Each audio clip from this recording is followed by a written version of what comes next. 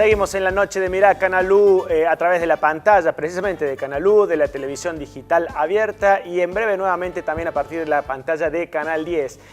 Compartiendo con ustedes parte precisamente de la programación del canal universitario y hoy con la compañía del profesor, docente y además economista José María Rinaldi. Bueno, y en este caso le vamos a presentar a José María y a ustedes también parte de lo que es nuestra programación, en este caso con autóctonas, unas pequeñas cápsulas, entregas, que precisamente buscan en conocer nuestra flora, nuestra naturaleza, todo lo que tiene esta Córdoba bellísima que tenemos que cuidar, más ahora en momentos de crisis precisamente en el ambiente, y para eso, qué mejor que conocer más de cerca. Y en este caso, un árbol tan querido que nos representa tan bien y que además tiene un fruto tan dulce y que tiene propiedades medicinales. ¿De cuál estamos hablando? Del chañar. ¿Quieren conocer la historia? Claro que sí. Ahí está.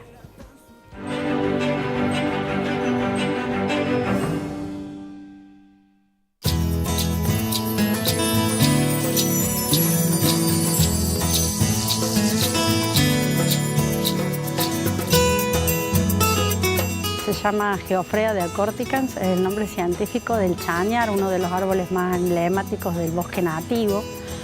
Y ese nombre científico nos explica un poco de la corteza.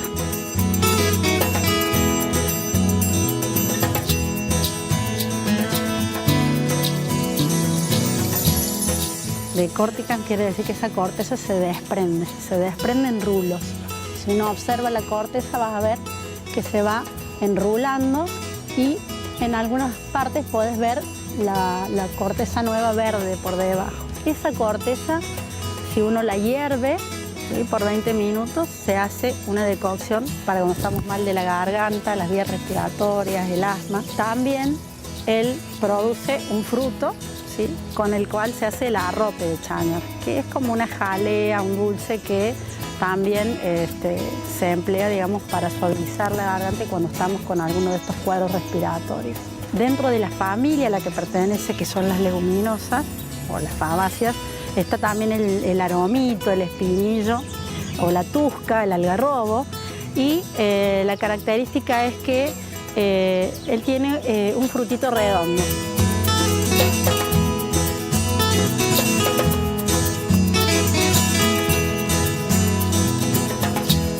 Son melíferas estas especies, o sea, es decir, muy vistas por las abejas. Las hojas del chañar son hojas compuestas también, ¿sí?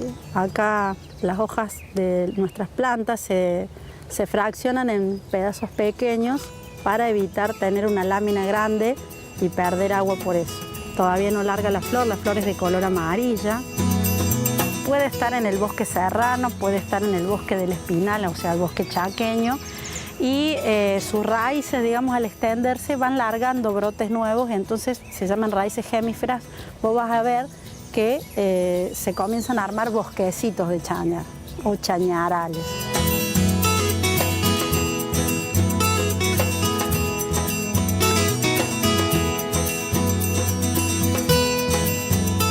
Son agallas, ¿sí? Suelen las plantas también enfermarse, acá se puede ver otra, con alguna virosis, algún agente extraño que las ataca y ellas aíslan con la corteza. En esta se ven una rama con espinas. Recordamos que dijimos que este bosque se llama el bosque del espinal, ¿sí?, que las plantas presentan o en la hoja o en la rama, en alguna parte de su estructura, espinas.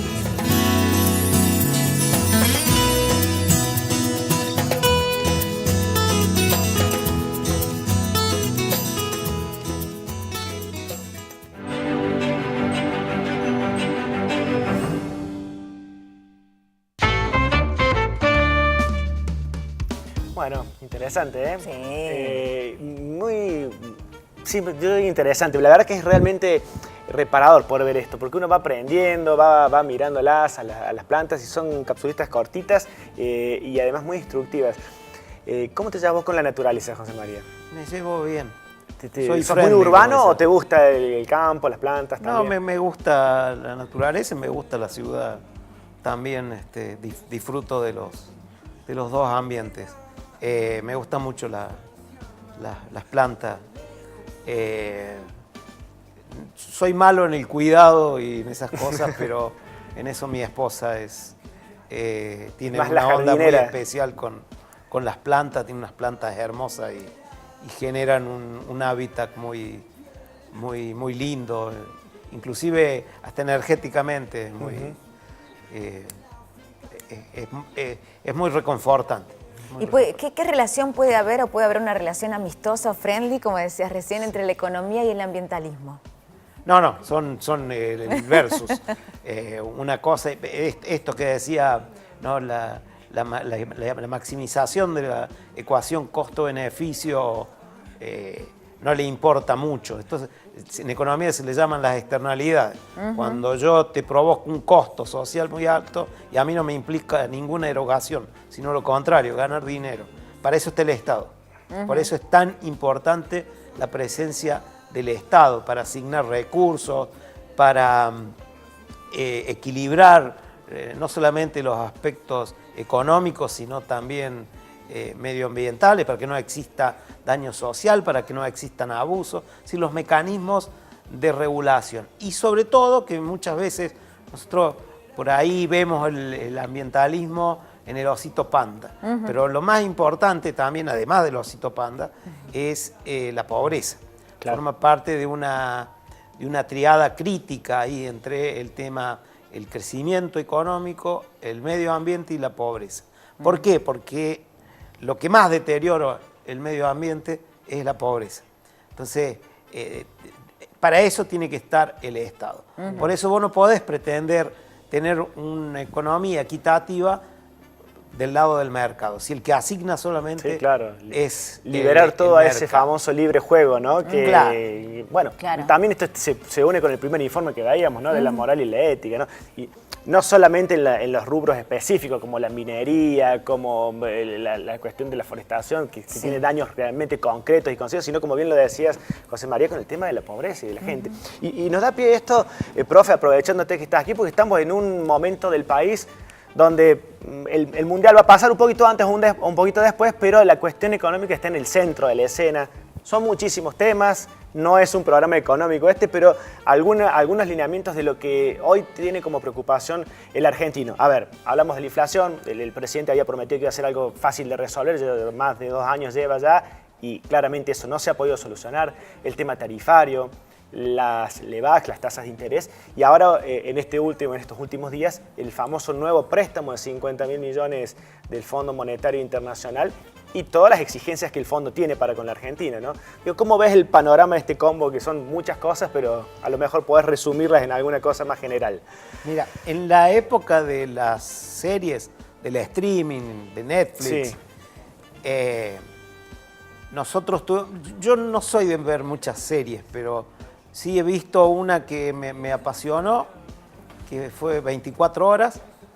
Y en las series, más o menos los finales siempre le dan pie al comienzo de la nueva. Nosotros estamos viviendo la tercera temporada de neoliberalismo. La primera temporada fue la de la dictadura, el plan de Martínez de Oz, de 2 de abril de 1976. El segundo fue el de Menem, Cavallo y la convertibilidad. Y el tercero es este. Todos terminaron de la misma manera. Todos terminan implosionando. Voy a ser breve en esto para que se entienda. Es la lógica del mercado. Primero la lógica del mercado. De la apertura. Es el imperio de la moneda. Es el minimalismo del Estado. Es decir, desaparece el Estado porque el que asigna es el mercado. ¿Y en qué termina? Siempre terminan sobrevalorando la moneda, terminan con déficit en las cuentas públicas y en el sector externo, y eso los obliga a endeudarse permanentemente. Es decir, que es un sistema que funciona con la lógica del endeudamiento. Entonces, ¿qué ocurre? ¿Cuándo implosionan? Porque siempre implosionan, terminan haciendo crisis para adentro de la misma política económica. Implosionan cuando se cortan los flujos financieros internacionales, que son los que bancan los déficits. Cuando se acaba el blindaje. No, el blindaje viene después, que es lo que vino ahora. Es decir, lo primero que hacen son los capitales golondrinas, estos que vienen a ganar mucha plata, y decir, bueno... Y sí, con tasas que los favorecen, ¿no? Claro. claro, ya ganamos mucho, esto no da para más, volvamos. Y se producen los reflujos de capital. Y ahí empiezan a implosionar. Y ahí aparecen los blindajes. Y los blindajes los dan organismos públicos internacionales, pool de bancos. Entonces, ¿qué ocurrió en el 2001? ¿Qué ocurrió en el 82? En todas las partes, en todos esos años, el fin de la temporada fue alguna crisis internacional o algunas causas particulares de los banqueros en que se repliegan, que desaparecen. Acá, en la tercera temporada, te está ocurriendo exactamente lo mismo. Entonces, aparecen los organismos públicos y te dicen, no te hagas problema, tenés esta cantidad de plata para que no tengas corrida. Y esa es la receta del fracaso. Eso cuando te dije, te vamos a blindar, no nos están blindando nosotros, están blindando los intereses de los acreedores. Es decir, que los que todavía tienen título argentino, asegurarle pero es el puntapié inicial al default. Y te tengo que hacer la pregunta del millón entonces en este caso, o de los 50.000 millones sería la pregunta. Digo, ¿hay otro camino posible? Porque muchos dicen, no nos queda otra, no vamos a hablar de la pesada herencia con todos los errores que puede haber tenido él y los gobiernos anteriores, pero digo, ¿hay un camino posible distinto a este? Sí, claro, siempre lo hubo y hemos salido de crisis tan importantes como la del 82, como la del 89, que no era neoliberal, que era heterodoxa, pero que sufrió un golpe de estado económico liderado por 4 bancos, entre los cuales están los patrones de algunos de los ministros. En el 2001 se sale cambiando la política económica y volviéndola a recuperar por el lado de la demanda, de la mejora del poder adquisitivo, de la mejora del consumo, del rol del Estado, instalando nuevamente el rol institucional del Estado, traccionando en la economía. Y cuando la economía empieza a traccionar por el consumo, es decir, la gente vuelve a consumir, el empresario invierte, las exportaciones se vuelven competitivas. Entonces se entra en un proceso... A ser virtuoso, es decir, claro, ¿no? Que la gente tenga plata y que no trabaje para pagar una factura de luz, por ejemplo, sino que le sobre para consumir también y darle motor y tal cual. El fuego a la ingeniero economía. Diaman, Marcelo Diaman, que era el dueño de Tonomac, que era un ingeniero que estudió mucho en economía, hablaba del péndulo argentino, ¿no? Esto de el traccionamiento por el lado del consumo, sería lo que hoy se denomina el populismo, ¿no es cierto? Estas políticas inclusivas y todo, y cómo terminaban el péndulo por vía de interrupción institucional, es decir, de golpes militares o democráticamente, eligiendo los gobernadores, la devaluación, la apertura, y ahí volvía hasta que implosionaba. Y volvía para el otro. Bueno, algún día encontraremos el camino, la Corea del Centro, que tan se la usa despectivamente, pero que en algunos casos es necesario, no ir no tan en los extremos. Bueno, vamos a cambiar de tema abruptamente, si te parece. La verdad que muchas gracias, porque siempre es muy interesante escucharlo a José María hablando de economía. Esta forma tan didáctica, además, y tan accesible para nosotros. Claro, de estricta actualidad. Y nos vamos a ir a otro lado, a otro mundo. Vamos a salir de la economía pura y dura. Literalmente, con la invitación de Miguel Planes. ¿Qué tal? Buenas noches. Hola, profe. Miguel. Hola, ¿qué tal? ¿Cómo va? Muy bien, muy bien. Las clases del... Bien, chicos, ¿cómo están? Las clases del profe las recuerdo mucho, me costaba cierto economía, pero escucharlo hablar de rock, de verdad que era siempre un placer. Así que bueno, y después como uno ya desarrolló la carrera, lo ha invitado, lo ha entrevistado muchas veces, así que un gustazo tenerlo acá. Igualmente. Aparte es de la zona mía, yo soy de San Francisco, Ruta 19, así que bueno, toda esa pampa gringa ahí que nos une.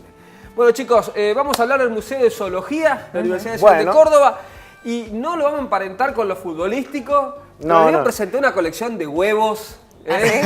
Una colección de huevos única. No, pero ¿cómo vos venís? No quiero tirar mala onda, digo. No me digas que se suma a la ola de los periodistas deportivos porteños. No, yo no soy periodista deportivo, digo. Pero muchos se preguntaban ayer, ¿qué le falta ganar a la selección? Entonces dije, voy a buscar algo para que de ese lugar le tiremos energía a los muchachos allá en Rusia, ¿les parece? Claro. Nos vamos al Museo de Zoología. Ahí tienen muchos ejemplares. Si bien es cierto que con el paso del tiempo la zoología ahora estudia de otra manera, no disecan más como antes los animales, sí hay una colección muy importante donde se estudian desde fósiles hasta algunos animales de la zona. Pero me sorprendió la colección de huevos porque realmente, desde el ñandú hasta el halcón, se los presento en este informe.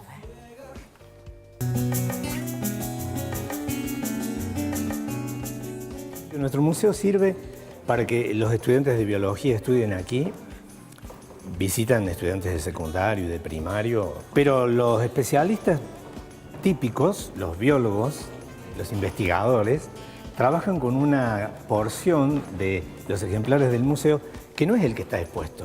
Ah, hay otra colección. Exactamente, es la colección científica, que es la que tiene todos sus datos completos, etc. Nuestra colección en total abarca unos 20.000 ejemplares. ¿Qué tenemos acá? Acá tenemos una de las partes más interesantes de las colecciones del museo, porque son los huevos que representan casi un centenar de especies de aves. Como ves, hay distintos colores, distintos tamaños también. Huevo de halcón, por ejemplo. De halcón. ¿El de ñandú es el más grande? El de ñandú es el más grande, sí, de las aves sudamericanas. Aquí, como ves, hay un muestrario de la colección de anfibios y reptiles que, como te decía, están ubicados en frascos con alcohol. ¿Esta qué es una Como tortuga? puedes ver acá. Esta es una tortuga marina, ¿sí? De las que llegan a la costa argentina. ¿Este es un esqueleto de tortuga? Ese es un esqueleto de tortuga marina también, un cráneo. Todo en el museo está dispuesto y ordenado de una forma sistemática y siguiendo un orden evolutivo y biológico. Esta es una vértebra y una costilla de una ballena franca austral, la ballena que el turismo aprovecha a conocer cuando va al sur. Sí, una costilla, exactamente. ¿Qué tiene? ¿3 metros esto? ¿Más? Sí, alrededor de un poco más de 3 metros. Esta es la sala de mamíferos del museo, como ves, también tiene una distribución evolutiva, taxonómica, no están mezclados los grupos. Aquí hay gatos salvajes, gato montés. Allá en aquel rincón hay una de las estrellas del museo, que es el cráneo de un jaguarete o jaguar, el mamífero carnicero dentro de los felinos, el más grande de Sudamérica. Este no es más familiar. Este sí, también le gusta mucho a los visitantes, sobre todo a los niños, es un oso hormiguero. Esto es el esqueleto de un pecarí, o conocido más ampliamente como chancho del monte. ¿El chancho del monte? Es uno de los chanchos del monte. Es todo el grupo de armadillos, incluido el más grande, el tatucarreta. El armadillo, ¿no? ¿Qué pesa cuánto? Es el más grande. Y ese animal pesa fácilmente 150, 200 kilos. Pesado.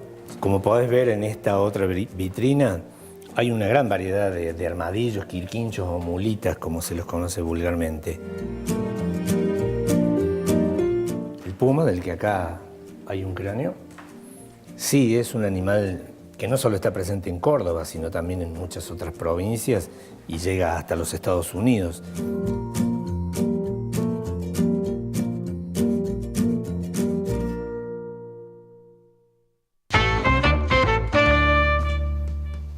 Bueno, estas son las invitaciones que hacemos. En este caso, este museo está en la Academia Nacional de Ciencias y es muy visual. También, bueno, es otro tipo de museo que tiene que ver con cosas más del siglo pasado que de este siglo.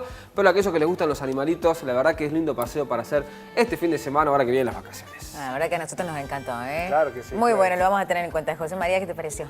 Excelente. ¿Sí? Sí, me encanta. Bueno, vamos a tomar la invitación entonces de Miguel. Sí. Y la colección de huevos no se la pierdan, que no se pierda de vista, eso no perdamos esa Hay ganas. momentos en que vienen bien, ¿eh? Y no solamente para Pascua. No solamente para Pascua. Totalmente. Miguel, muchas gracias. Gracias a ustedes y buenas noches. Nosotros nos vamos a ir rápidamente a una pausa. Quédense con nosotros que ya venimos y ustedes también. La pausita y seguimos más con Mirá Canal U.